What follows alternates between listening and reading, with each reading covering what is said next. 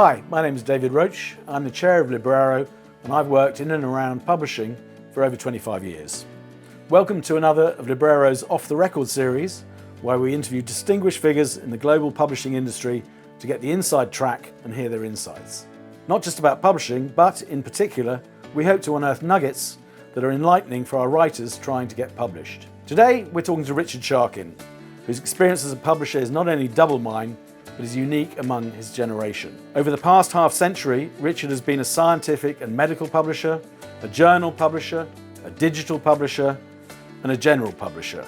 He has been president of both the International Publishers Association and the UKPA, and now his own startup and labour of love, Mensch Publishing. Richard is also an author, and his memoir, My Back Pages, published by Marble Hill in 2023, is a page-turner that tells the story of the profound changes that have affected the identity and practices, but not the purpose, of publishing. He has been described as the Renaissance man of British publishing. Welcome, Richard, and thanks for talking to us. At Libraro, we're trying to solve the gatekeeping problem that, perhaps inadvertently, puts up barriers to new voices, particularly to those from regional, working class and ethnic backgrounds that are often underrepresented. Our aim is to provide an alternative way into what has often been painted as a London-centric, white, middle-class agent and acquiring editor base.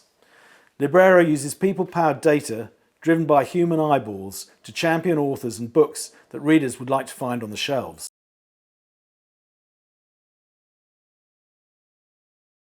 So I've been looking forward to this and having a conversation about change, innovation, and the future of books and what that means for authors. So, Richard, let's start with how we got to where we are today.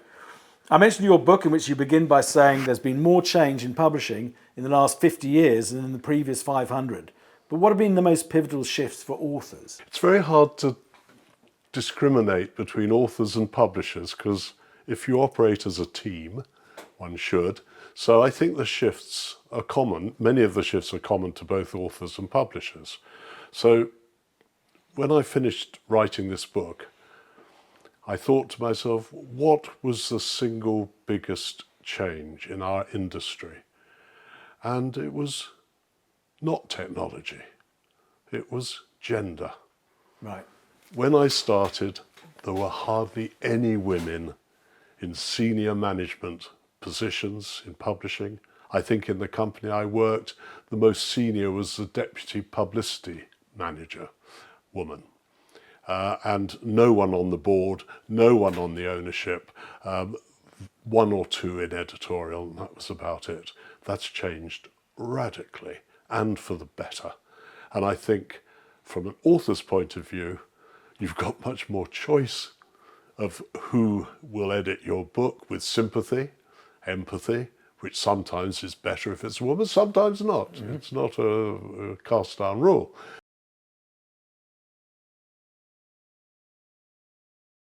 So you, to be pedantic, you've been in the industry for 53 years, I think. Yes. And you've been an author for 2. Yeah. So what were the eye sort of opening moments that you found, seeing it from the other side? Becoming an author has been, I have to say, and I don't want to paint too rosy a picture, but it's actually been a joy as an author. I've become an author. I felt I had control over the book. Maybe my publisher was kinder than some other publishers are. The negotiations over the contract were very easy, partly because I think we both understood the rules of the game. But also the discovery that becoming an author changes other people's perception of you. Far from the perception of a publisher is typically those guys in suits who make all the money and impoverish the authors. Well, that's not actually the case, because they're mainly women now, but anyway, they don't wear suits and they don't impoverish the authors. Their main function is to make them richer, we hope. And then as I became an author though, suddenly people started listening to me, taking me seriously. I don't think this interview would be happening if I was just a publisher. I think in a way the book has amplified my career and my life. And I've been invited all around the world to give talks about it. slightly mad in many cases, but nonetheless. So being an author is a joy. I think I know enough not to irritate my publisher beyond belief, but I do ring him quite frequently, and he rings me quite frequently. And I think he's just a perfect publisher for my book, not for everything, obviously. But being an author is nice. And I mean, just to say, it's a book about the history of publishing, but it's appeared now in Spanish, in Arabic, in Turkish. That's English and Chinese.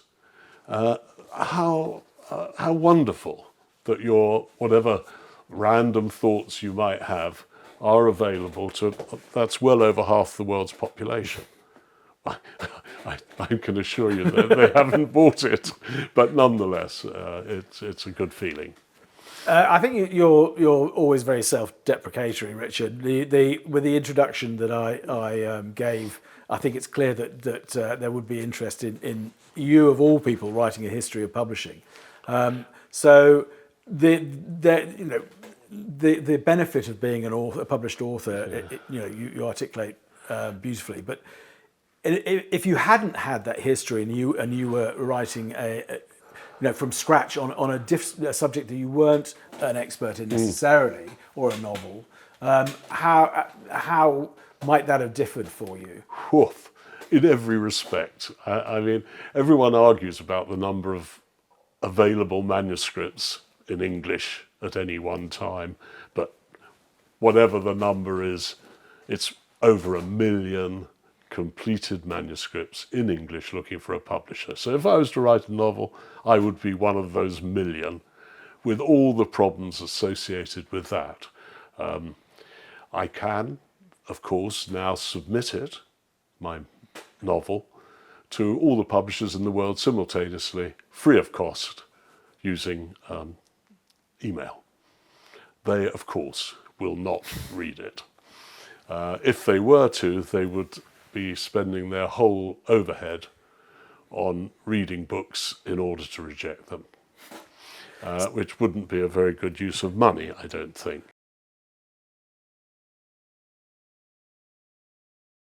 So do you agree that traditional gatekeeping has held back publishers from continuing finding new voices and establishing new genres?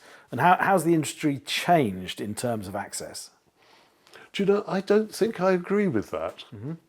I think if you just have to look at recent years, the number of new voices that have become. I mean, if you look at this week's bestseller list, I don't recognize half the people on the list.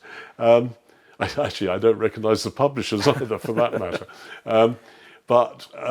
No, I think it's there. I think the problem is that there is an oversupply of books, of manuscripts, and an undersupply of purchasers.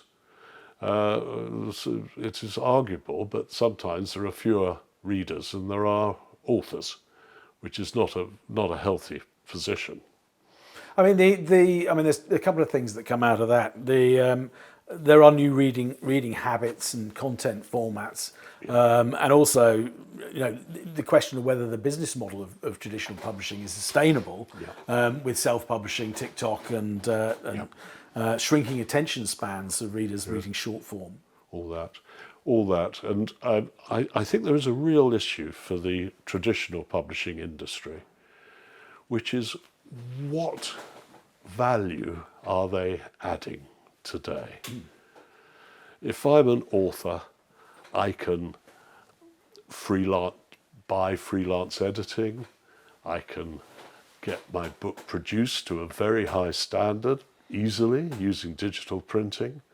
It can be distributed worldwide using international wholesalers and such like, and I can hire a publicist.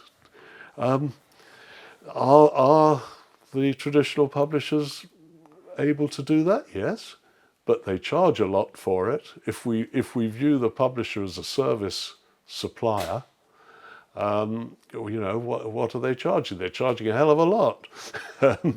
if they pay a 10% royalty, effectively they're charging 90%. Well, we know it's more complicated than that, but I mean, I guess 90% is a lot for an imprimatur of a yes. label on the side of your book. But there are, I mean, it's a global publishing game now. Yes. And I guess you've shown us international copies of your book. Yeah. There's translation, there's rights, and there's all sorts of... Well, all that can be done, you know. I mean, first of all, there are a lot of agencies who can do that for you. So I mean, for some authors, you want to be published by, let's say, Jonathan Cape. It gives you a feeling of warmth and joy. Although, of course, Jonathan Cape is only known to a very small part of the world's population, not even in America, because they typically use a different imprint in the United States. So, but still, I can see why you'd want that. You'd also want the bank manager. To get an advance is a good thing. Why on earth not? So if they're investors, so the publisher is an investor. It's a service supplier. It has warehouses, and the books sit in there for a while before they go out, and they account to you.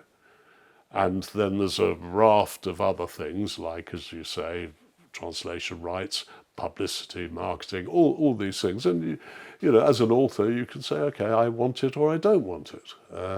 And I think more and more, they're not going to want it. That's interesting, because I mean, how much of the author's job now is it to find their audiences, and you know, you could argue that they might need the publisher for that in ways that because they want to concentrate on their writing. Yeah, up to a point, Lord Copper. Yeah, yes, of course, there are those who want to do that. But it's interesting to note that, for instance, even in the case of a mega seller like J.K. Rowling, Wizarding World, their website, is handled by her, not through the publisher. And you mentioned these other routes to market, and that would be a very good example of doing it. So, yeah, I think it's going to change. And as authors not only write books, they will run podcasts, they'll have whatever, they'll be posting stuff all around the place. And in a way, the author is a marketeer. Charles Dickens was a marketeer. Nothing's really changed. And indeed, it wasn't the book publisher that made Charles Dickens, it was the magazine publisher. So it was a different route he wrote.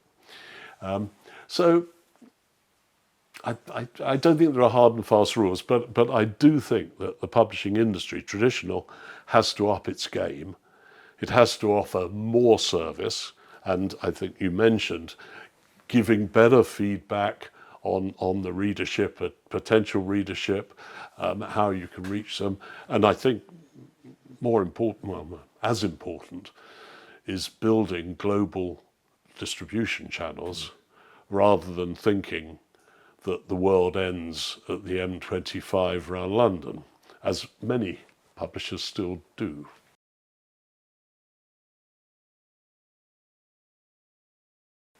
Publishing has, over the years, carved up the world into English-speaking territories and former Commonwealth, being often the lines under which publishing deals are struck. Is that old hat now? Are we getting to the point where the public, the reading public, are not going to put up with that, and actually you want day and date in all languages as the earliest possible opportunity? Yes. Yes, absolutely.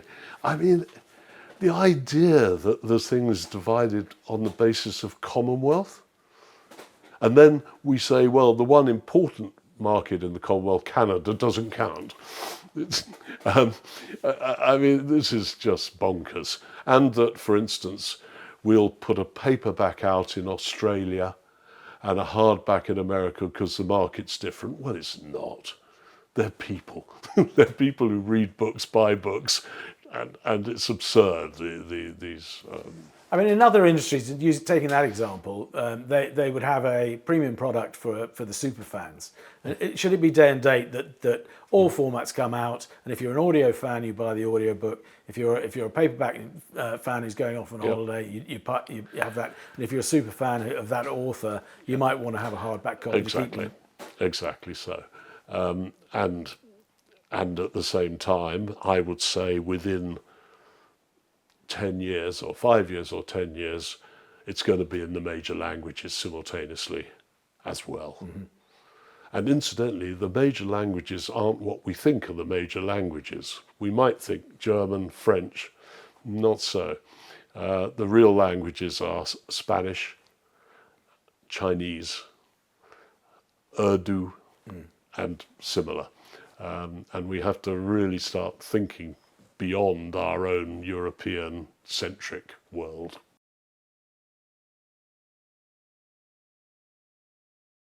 So we mentioned how authors may find it difficult to find a publishing home, but also how publishers need to justify the sizable cut that they take with the value that they bring. Is there a difference for authors of fiction as opposed to authors of non-fiction? Yeah, I think there is. If you take non-fiction, if I was writing a military history book, I would want to be published by a military history publisher like Pen and Sword or Osprey, because I know that they've got all these books in their bag and they can thus market to the audience, to the readership. Fiction is a lot harder. Admittedly, there are book circles and such like, but I've written a great novel about 3 women in Liverpool and it all ends up happily. Well, it's hard to know what the market is. If it's a brilliant book, it will find a market, probably, possibly, maybe. But just because you publish fiction doesn't mean you know the market for fiction, because every novel is a bit different. And thus, the publisher is at that level not giving the service that, say, the military history publishers are giving. They may have to build better services in the future.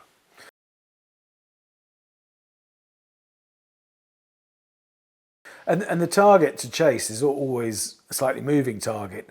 It might be a certain genre within fiction. Yeah. Today, romantasy, for example, but in a year's time, 2 years' time, it may be something completely different. Publishers love following success by lookalike publishing, even though the cycle is quite long. How do you see publishers being more flexible potentially on picking books, and do major publishers, are they bad at taking risks?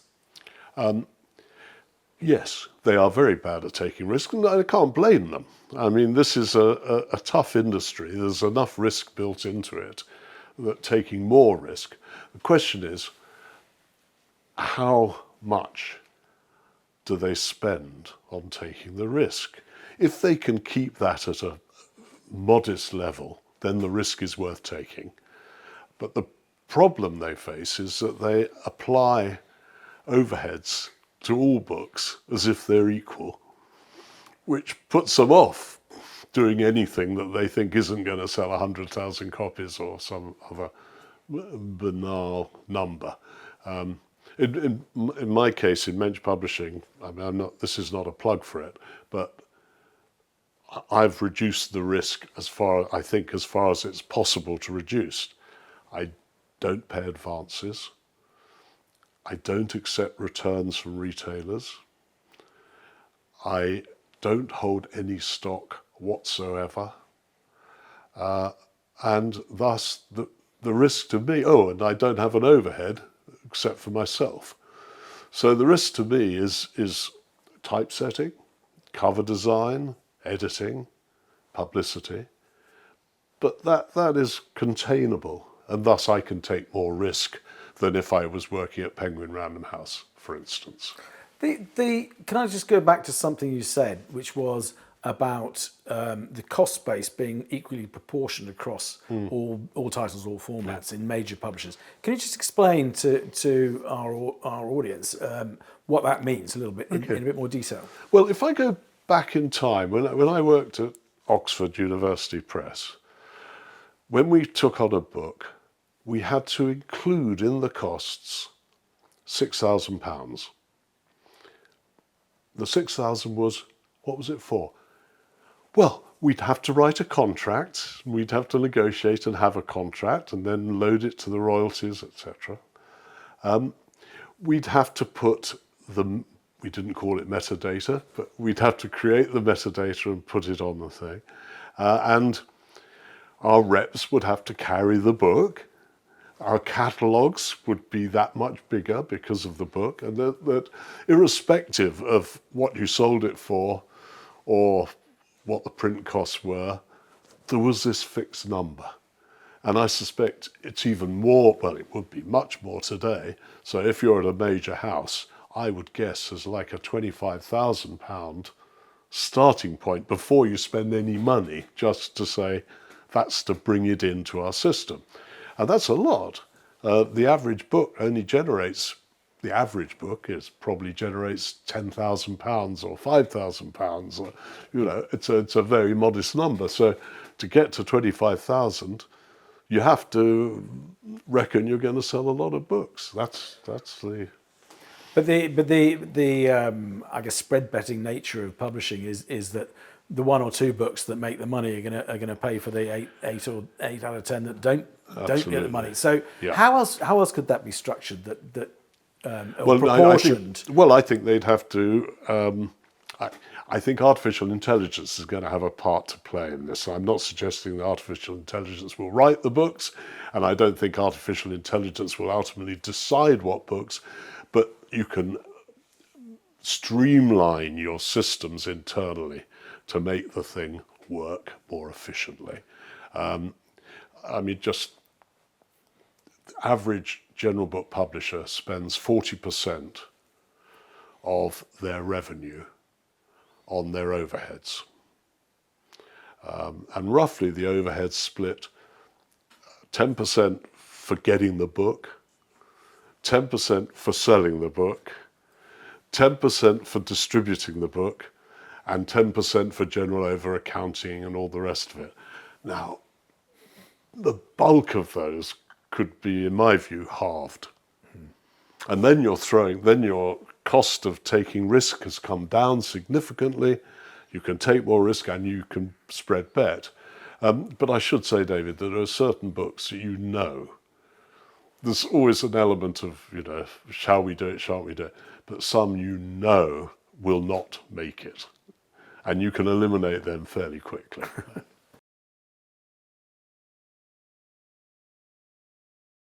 So Richard, you've worked at the highest level in major publishing in lots of sectors, and now you run your own independent publishing house.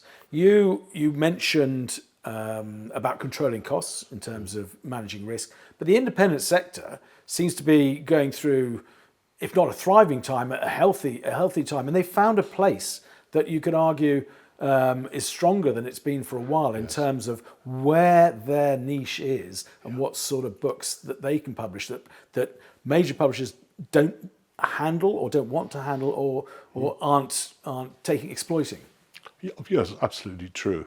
The upside of being a big publisher is scale. Big publishers pay less for print, they pay less for distribution than the smaller ones. On the other hand, the downside is speed of decision making, lightness on feet, ability to move with the marketplace. And you're right now, the independents are thriving. And I think that the future growth of publishing will come from the independents because actually, as Penguin Random House said in this Supreme Court ruling, they can't grow. They are the market. It's very, very hard for them to grow, except by acquisition. So independent publishers start, grow, and then get bought. That's the way of the world. It's a perfectly legitimate ecosystem.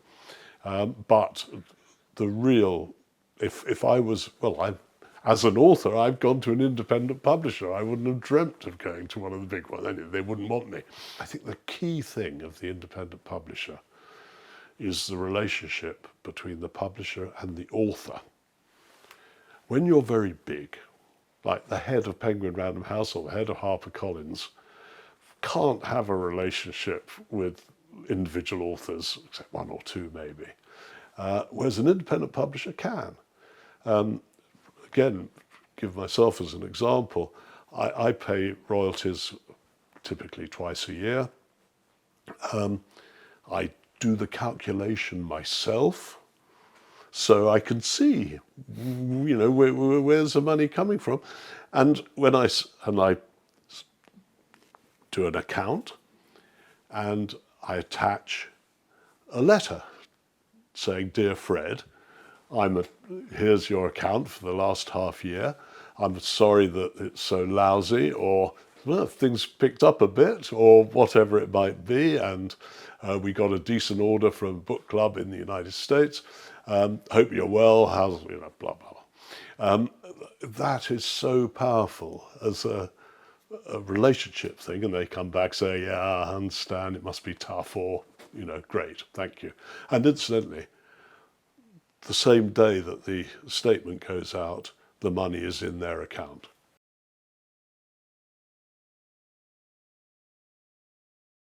Publishing and books, it's a long tail everywhere you look, and discoverability in every direction is the sort of key to success, and luck often plays a part in that.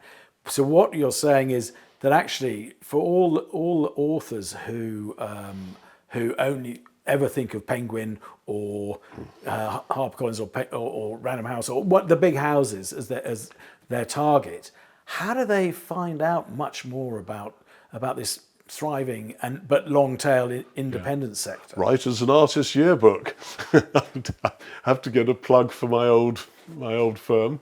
Obviously one way, but there's got to be other ways, and immersing yourself to some extent in what's going on. There are many newsletters you can get now, and Libraro would be. There will be many ways of discovering where things are, but it's still hard. I mean, back to there's a million manuscripts and all that. It's going to be very hard for them.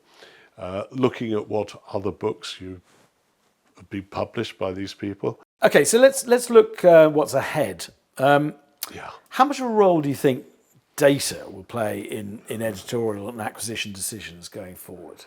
I'm a scientist by training, and I was shocked. I've been shocked, continue to be shocked, by how lacking in numeracy most publishing houses are. Partly because of recruitment, they did English or history or whatever, but also there was a piece on the radio this morning about how in Britain we look upon learning maths as being something that you can either do or you can't do. I'm no good at maths. And you can say with pride, I'm no good at maths. You could never say, I'm no good at reading. But it is actually a problem particularly in our industry. So, for instance, in scientific publishing, data, absolutely, it's coming out of their ears. Everyone is, and it's really important, really, it drives decision making. Yet really to happen in general book publishing, where still seat of the pants is probably the best data they've got, and they can prove it, but they're wrong. Data is going to play an ever greater role. So, for instance, building your own audience before approaching a publisher could be really, really powerful. The publishers are naive to some extent, so if you say, I've got 50,000 followers, they'll go, that's great. Well, actually, you probably need 5 million to make any impact, but that's okay. Building the following is really important, and the publishers will take notice of it. Will they themselves really understand it. I think it'll take another generation almost. So it sounds like there might be an opportunity here for authors to actually build the skill sets and mindsets that are required almost ahead of the publishing. Oh, I think so. I think the role of the author is going to change. They are much more like the ringmaster. Traditionally, that role was played by an editor, but I think now the author has to take on much more to themselves, to take responsibility and say, look, I want my words out there. And the publisher is a facilitator, absolutely, but they're not the leader. The author is the key. And not to mention, the author is the brand. Very rarely is a publisher a brand. I mean, there are always exceptions, but essentially, the author is the author. J.K. Rowling is J.K. Rowling, and that's what she is. And Harry Potter is a brand as well. But Bloomsbury or Scholastic, well, they can feed off it, but the core thing is the author. I really think that. Okay, so how can, in that case, how can tech platforms like Libraro sort of complement or even disrupt traditional publishing to the advantage of authors? Well, they will. It will disrupt publishing. It will help. It will help identify the authors that could make it. It would facilitate, it will make it easier for the publisher to make a decision because a chunk of the work has already been done for them by the author and Libraro itself. So yeah, it's not just Libraro. I mean, there will be other organisations. It's not my job to talk about them, and I don't even know them, but there will be others who will be supporting authors, and not just in the identification of the readership, but also in the making of the book. It's too long, Actually, incidentally, publishers find it very hard to say that to authors who are successful. You only ever see see successful authors' books get longer and longer as the editor's no longer allowed to have any input. Absolutely, and it's because they're scared of offending best-selling authors, which I completely understand.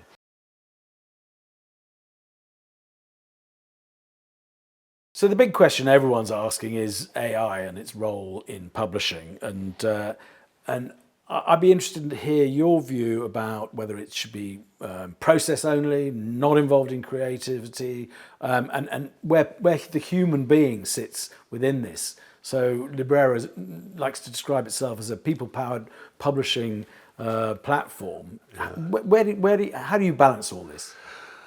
Wow. First of all, I'm never quite sure what the meaning of the word creative is. Where do you draw the line? If you're a designer, for instance, and you use a piece of software to help you design, are you abandoning your creativity? No. So if you use a bit of AI to support it, seems to be perfectly okay. And I think we tend to judge simplistically. I think there are many jobs, not just in publishing, but in the world, where it's one person doing something to someone else, which actually isn't adding huge value. It's an administrative task. And I think that AI can simplify that fantastically. Now, what happens to the people? This house that I'm operating from was built for people working in the City of London to live in the days when you had tens of thousands of finance clerks doing sums, adding up, and the rest of it. Well, that's all done on a computer now. So where are they? Well, actually, they've become rather superior analysts, or they've left the country because they couldn't bear it, or they've built another career elsewhere. So there will be fallout, which is, I'm afraid, an issue for the industry. But I think the people who really add value, who identify the right authors at the right time, get behind and build relationships. That won't be changed by AI. It will be facilitated. And there are areas of our industry, like, for instance, selling translation rights is hugely overhead intensive, complicated, problematic in nearly every way. I think publishers, the big publishers, will do it themselves, and they will offer their authors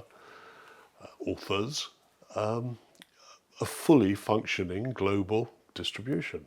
And that does mean language as well, which you couldn't do the traditional way.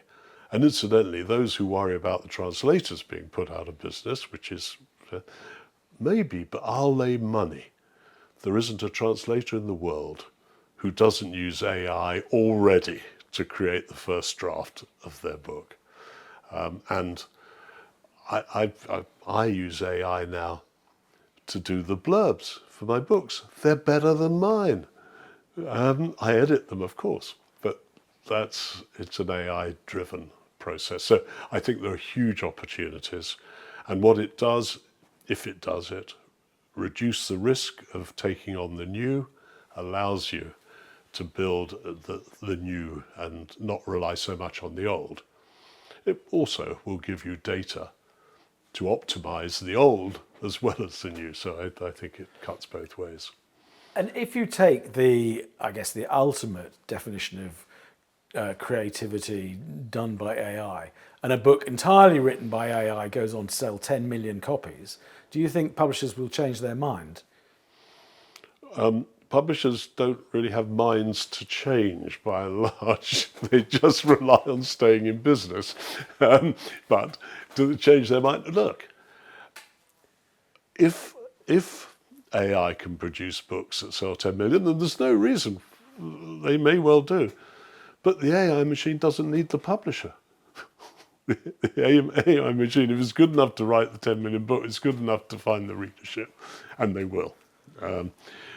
I think the snootiness of publishers is ridiculous, and we should take whatever we can find. What I find really dangerous, though, is AI being used to create books which look like other books, and passing off legislation probably isn't powerful enough to deal with it.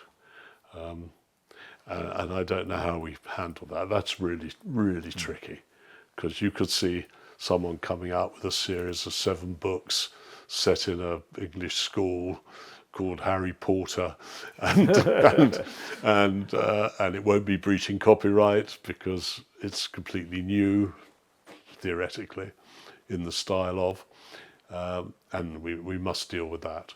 And I think we also have to deal with the training of the large language models using copyright material, and we just have to get behind the collecting agencies to find ways of doing it, and it's completely feasible.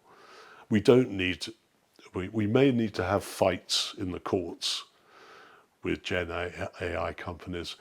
We may need to do that, but that's not the end game. It's a means to an end to get them to fulfill obligations towards copyright. Yes, if services, collective agencies can do photocopies, and manage that, then the AI companies can self-police. Absolutely, absolutely.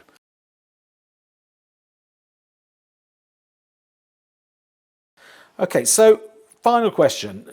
Given that the publishers may change their minds, if they have minds, where do readers come into this? Should they have a greater say in what they want to see published? Yeah, absolutely. It's quite interesting. In scientific publishing, the readers are the determinants of what gets published. And at Nature, for instance, where I worked, we had a 99% rejection rate, which is pretty high. But that was driven by the fact that the readers weren't going to want that material. So, so the readers, but in fiction, who's ever? I suppose in the days of the book clubs, there was a certain element of that. And indeed, I used to be chairman of something called Book Club Associates, which had 4 million members who are readers. And we would get really interesting feedback. And we then go to the publishers saying, you know what they really want to know is, now easier on non-fiction than fiction, but even so, we want more Ms. Mem, or we want more Regency romance, or whatever it might be. But we don't have them anymore. So an organisation like Libraro could well fulfil that function and feed back in. It's definitely a mindset Yeah. issue there. I used to, when I was in retail, the hiring book club people Yeah.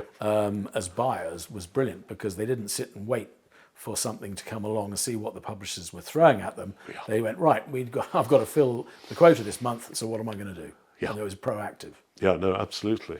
And even proactive and very similar. So I remember once I did a deal to sell them X thousand copies of the Oxford History of England. Now, those books have been published over many years, and the book club knew one thing that we didn't know, which is the most important thing is to line up the name Oxford on the bottom of the books, because it had moved around because they'd been published. That sort of thing was really important, and they went on to sell 50,000 or 100,000 of this almost unreadable stuff. But there you are. Well, I think that's the perfect place to end on. So thank you so much, Richard, for your time and sharing your experience and wisdom, and being so candid and honest in your perspective. So this is one of several Libraro interviews with key publishing industry figures, and we look forward to giving you more content, tips and updates in this series. Thank you very much for watching, and to find out more, please visit www.libraro.com.